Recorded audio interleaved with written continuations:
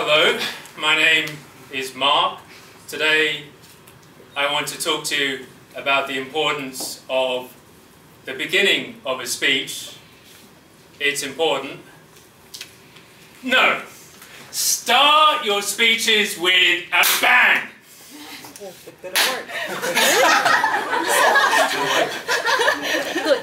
It makes the point. Speeches. The beginning of your speech is important. The beginning of your speech has work to do. What is that work? Well, firstly, your speech, the beginning of your speech, it needs to get the audience's attention. It needs to get them listening and looking at you. The beginning of the speech, it needs to introduce the topic. The audience needs to know what we're going to talk about so they can focus on your speech and they can follow you. The beginning of the speech, you need to establish rapport with the audience. You need to get them to like you a little. You need to get them to know they can trust you, that you know what you're talking about. You need to make that connection to the audience. These are the things we want to do in the beginning of the speech. So it's important to start well. Important, but we don't want to spend too long. 5–10% of our speaking time. So it's dynamic, it gets your speech off to a good start, and the rest is easy. How can we do that? Well, tonight I'd like to share with you some techniques and some ideas about that. So, firstly, one of the most common ways, if you tell your audience how your speech is going to help them. People want to get money. People want to get romance. If you tell them you're going to help them to do that, they're going to listen. If you start your speech with, have you ever said, I'll do that tomorrow, as Sam did in his speech. And then he gave us examples and we knew that he was going to help us with that question of procrastination. The same way in Sam's speech, he gave us stories, personal stories. Another nice way to start our speeches. Tell a story. Tell an anecdote. A personal story, of course, is a good way to connect to the audience. Picture a classroom. A kindergarten classroom full of young students, and the teacher decides to get them drawing. Ladies and gentlemen, if you want to see the rest of that introduction, if you go to YouTube, type Kaohsiung Toastmasters Club, you'll see that particular introduction. Please, we can use stories, we can use anecdotes. It helps to connect to the audience, to get their attention and introduce the direction you want to go. Another way to get their attention? Well, surprise them, startle them. Open with a startling statement. For example, look around you. Every one of you is sitting next to a killer. You might use this if you were going to make a talk about road safety, traffic accidents. Because accidents happen from drivers on the road and we are all drivers of cars. Dramatic, maybe. But it'll bring the audience in the beginning and get some attention. And this is what we want our beginnings to do. You want to get some attention? Another very common way we use, rhetorical question. Would you like this $1,000 bill? Yeah. Yes. Notice I said it was rhetorical. I don't need to hear your answer. I think I can guess the answer. But it's rhetorical, it's a question. Maybe I could follow it up with, what would you do? What would you buy if I gave you this $1,000 bill?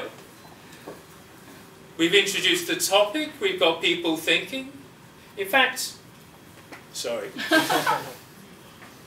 let me continue that one further. If I gave you this $1,000 bill, how many people would take the money to go out and buy a nice meal, a bottle of ice wine? How many people would do that?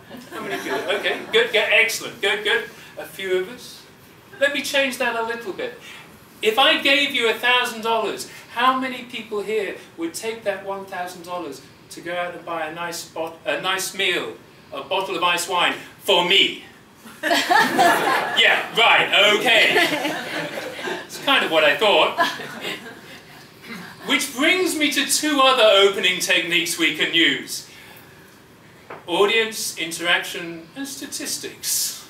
Here, the idea of audience interaction.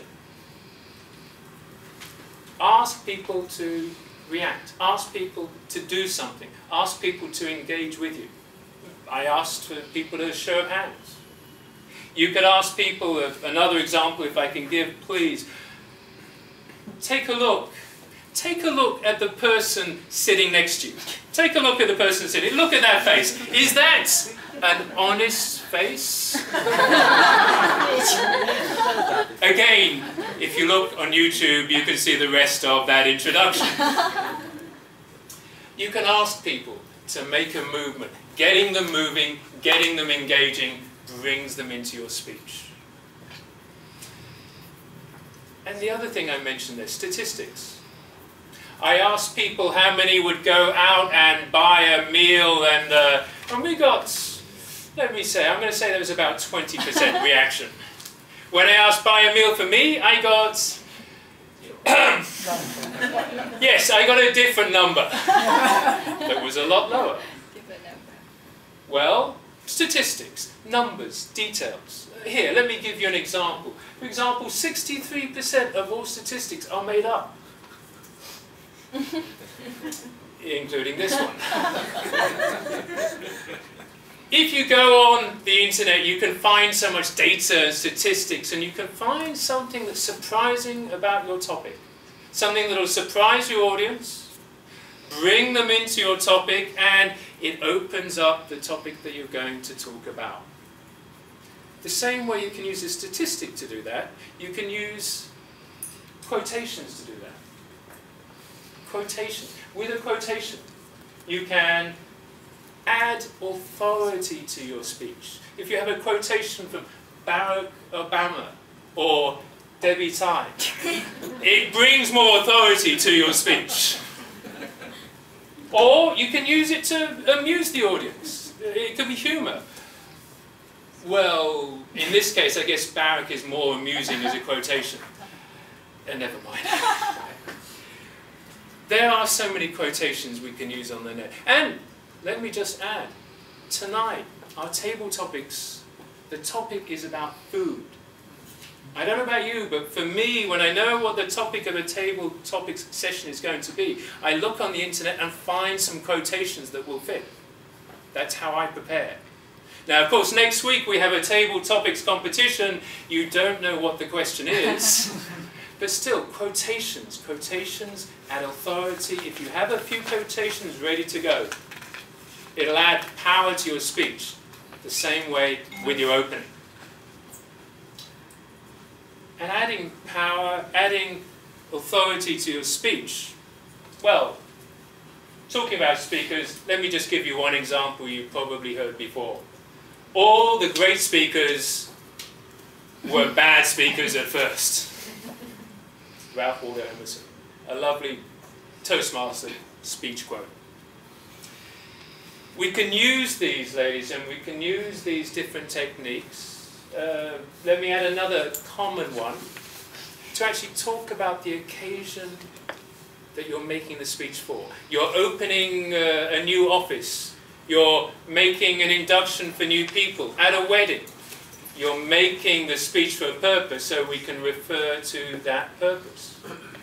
I'm reminded of an example I heard many years ago at a wedding.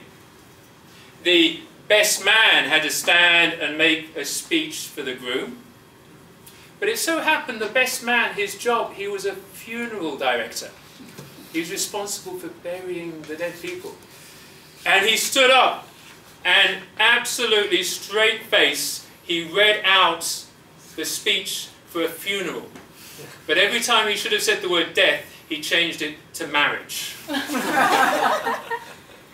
I don't know what kind of connection he had with that audience, but it's a speech people remembered. Which, I don't know, that was in Australia. That might be an example of Australian humour. I liked it. By humour, let me just share some other techniques. Humour, of course, is another strong way to start a speech. But I could tell you tonight, we have 3 great speakers tonight. I know the script of one person in particular has a really humorous start in the beginning. What that speaker is going to say, I think I'll have to let you wait to find out. But humour is a good start. Humour, demonstration, show. I saw a speech a little while ago where the speaker started with some coins and he made them disappear and reappear. Magic. If you do something, if you get your audience to make a demonstration, sometimes seeing is 1,000 words. And also reference to a historical event. Again, you can go online, you can Google all those quotes to find great quotations. You can Google what happened on this day in history. I did that today, February the 10th, and there's a whole list of famous events, important people who were born, who died. And I have to tell you, in history, February the 10th is a pretty boring day. I don't have anything interesting that happened today I can share with you, but I'm sure when you make a speech, there'll be something more exciting in history. Ladies and gentlemen, these are all useful, tried and tested techniques. What's important is that you plan your beginning. The beginning is important. You want to start that speech off well. You don't, ladies and gentlemen, you don't want to come up and say, well, actually, I haven't prepared very much this week. I have a bit of a cold and the cat has been... That may be true. Don't tell your audience. We don't want to start dull or boring. Maybe you don't want to use people exploding poppers in sequence at the beginning. You want a start that fits your style, a start that fits the content of your speech. But we can be confident that your style is not dull and boring, and neither is your speech. So dynamic, a creative, interesting speech opening to bring people into your speech. Because remember, dynamic beginning gives you confidence, means you can start well, bring that audience in, get them to trust you. A dynamic beginning is essential for any successful speech. Thank you.